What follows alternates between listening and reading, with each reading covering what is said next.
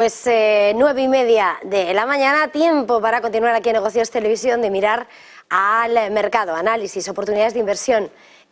Para ello contamos a esta hora con José María Luna, socio de Luna Sevilla Asesores Patrimoniales. José María, muy buenos días. Eva, muy buenos días.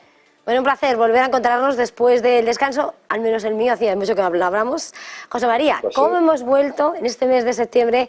¿Cómo defines el momento que estamos viviendo en los mercados? Pues mira, lo que puedo comentarte es que ahora mismo, desde nuestro punto de vista, las mismas incertidumbres que teníamos antes de este parón veraniego, para muchos, las inquietudes, las incertidumbres continúan ahí, ¿no?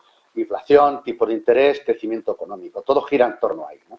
Por un lado, ¿dónde se sitúa el tipo de interés, la tasa terminal de los tipos de interés de referencia por parte de los bancos centrales? Si va a haber una pausa, si esa pausa es definitiva, si es una pausa pero no es un non-stop, es decir, que continuará. Ahí estamos viendo continuamente intervenciones de los distintos miembros, no solo de la Reserva Federal norteamericana, sino también de otros grandes bancos centrales, precisamente hablando de ello. Eso, evidentemente, después de los datos que hemos ido conociendo de inflación, que en cierta manera, en algunos casos se modera, pero siguen siendo elevados respecto a los objetivos de los grandes bancos centrales, pues es una variable de incertidumbre que teníamos antes de julio y de agosto y que va a continuar, me temo yo, durante las próximas semanas y los próximos meses. La siguiente variable de incertidumbre, no cabe la menor duda, es ¿bajarán los tipos de interés en el 2024?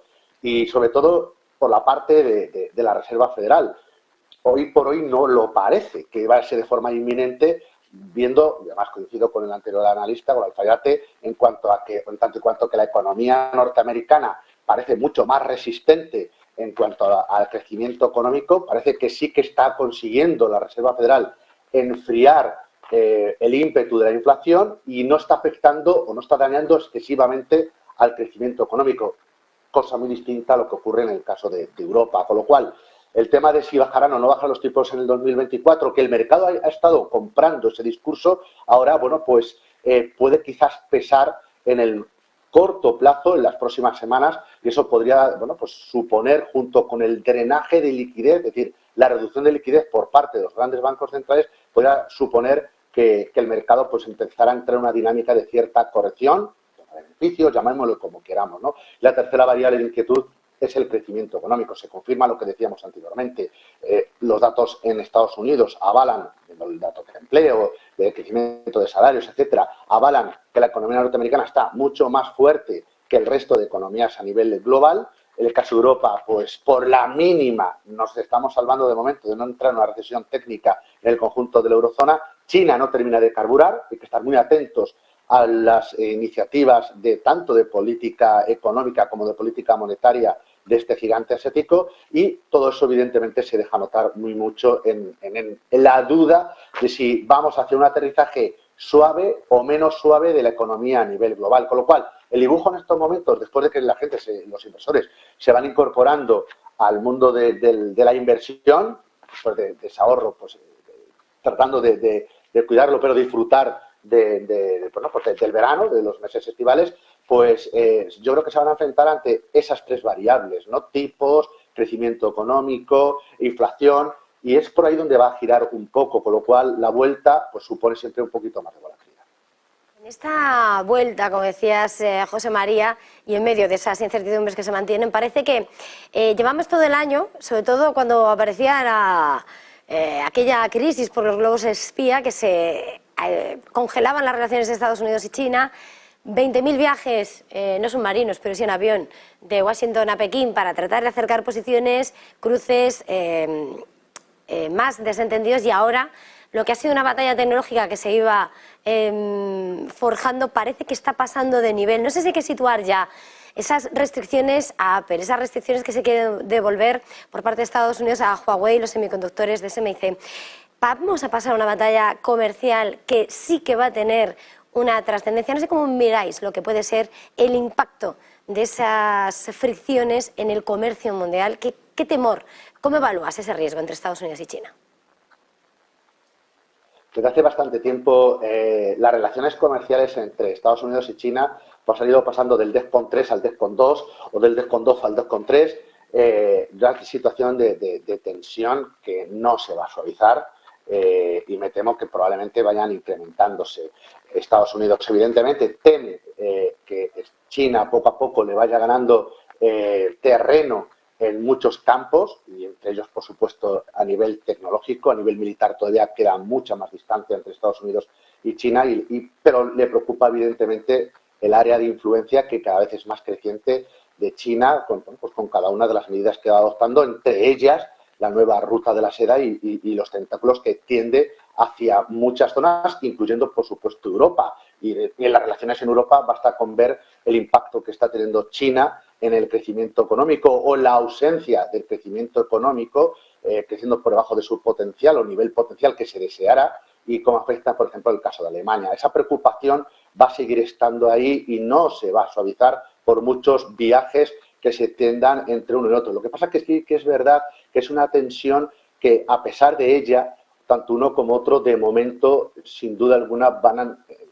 quizás en el backstage, detrás del escenario, pues están muchas veces condenados a llegar a acuerdos, ¿no? Sobre todo dentro de lo que es el panorama a nivel mundial, y ya no solo a nivel del comercio, sino en tanto y cuanto en mantener relaciones para que esto no vaya a mucho peor, porque a nadie le interesa. Ni a China le interesa, es un país que, por lo que decía anteriormente, precisamente por la nueva ruta de la seda, lo que trata es de incrementar las relaciones comerciales con muchos países, incluyendo Europa. Y a Europa no le interesa que una Europa se debilite excesivamente como consecuencia, por ejemplo, del incremento de las tensiones geopolíticas que ya bastante tenemos con la guerra que tenemos aquí y que parecía que iba a ser de corta duración, y esto va para largo. Con lo cual, nos tenemos que acostumbrar, el mercado se acostumbra precisamente a esas situaciones, y de vez en cuando pues hay picos de tensión, como puede ser ahora con Apple, y anteriormente ha sido con el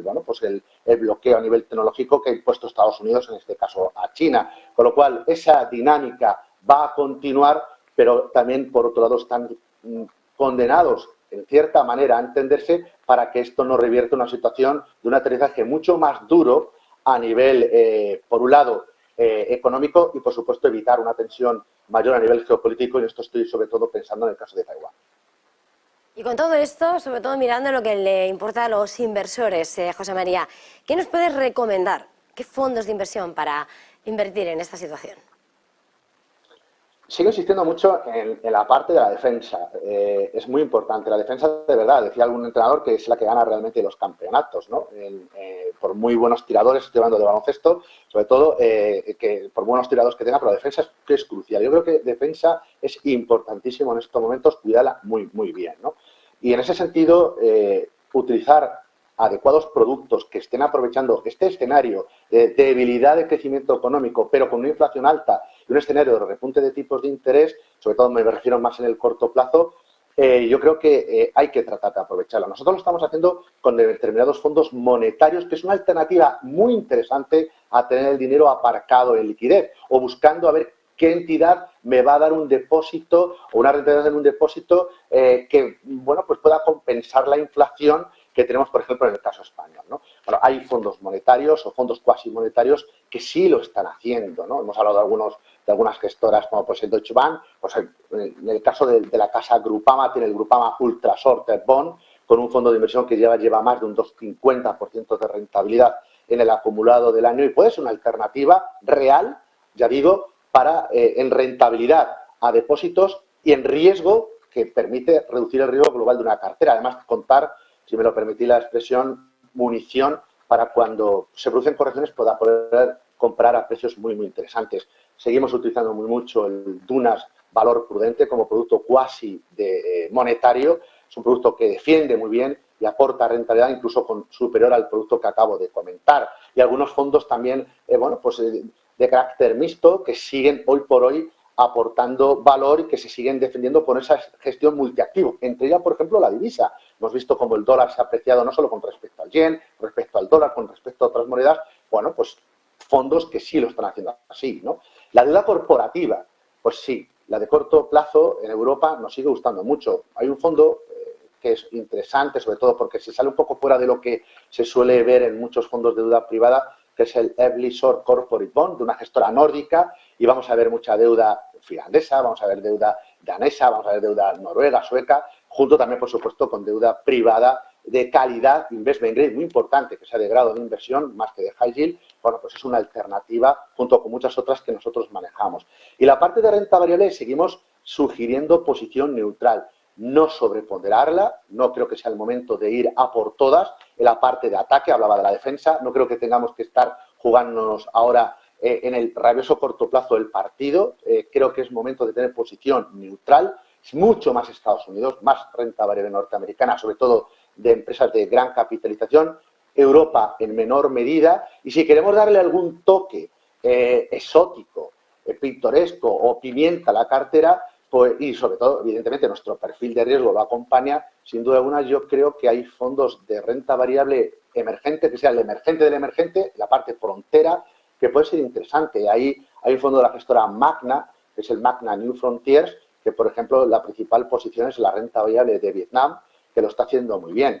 Con lo cual, evidentemente, insisto, no es para todo el mundo, ¿eh? Entonces, para eso está el asesoramiento. Estoy dando ideas para que la tengan en cuenta. Con lo cual, sí, más Estados Unidos, otras zonas del mundo en menor medida. Si tenemos Japón, muy importante, después de los últimos datos que hemos conocido de crecimiento económico, de momento sí Japón, pero con la divisa cubierta, no sin cubrirlo, y lo estamos viendo el efecto que tiene la debilidad del yen. Evidentemente, si estamos asumiendo ese riesgo, pues no estaremos aprovechando la evolución de la bolsa nipona, pero ya digo, más Estados Unidos, en cuanto a estilos de gestión, un poquito más growth frente al value, lo cual un poquito más de tecnología frente a otros tipos de sectores, pero posición neutral, no de ir a por todas. Cuidar la defensa y la parte de bolsa en neutralidad. Pues muchísimas gracias una vez más, José María, por este tiempo de análisis, de consejo, de búsqueda de oportunidades. José María Luna, socio de Luna Sevilla Asesores Patrimoniales. Gracias, feliz jornada, feliz negocio. Feliz negocio y buen fin de semana a todos. Muchas gracias. Buen fin de semana.